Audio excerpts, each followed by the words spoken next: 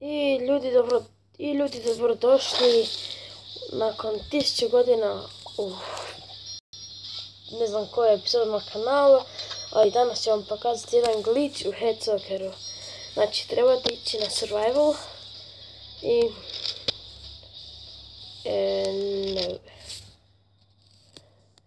i trebate pobijediti jednog. Ja sam baš neki pro u ovoj igrici.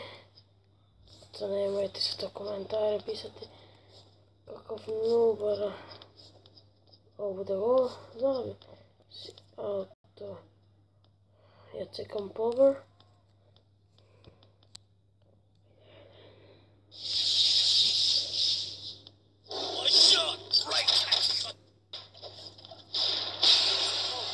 A daj. Tak. Ja sam inače nubara u ovoj igrici, ali odlučio sam pokazati. Inače na telefonu sam puno bolje. Sada sam ga odbila u go. Zove se.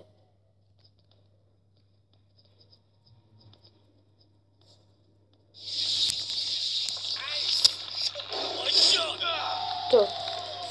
Evo ga, kada ste pobjedili, idete naravno next match i čekate. Onda pritisnete ovo tu, za pauzu i idete give up. I idete play. I sada možete tu odabrati lika, naravno mi ćemo odabrati Srbiju i idete samo no. I evo, sada ste Srbija. Sada mislim, sada ste lik. I to ćete biti cijelo vrijeme tako dugo dok ne izgubite. Ajde počekat ćemo power, njezin da vidite. Ona je inače najjača u igrici. Ajde power. Odsum power.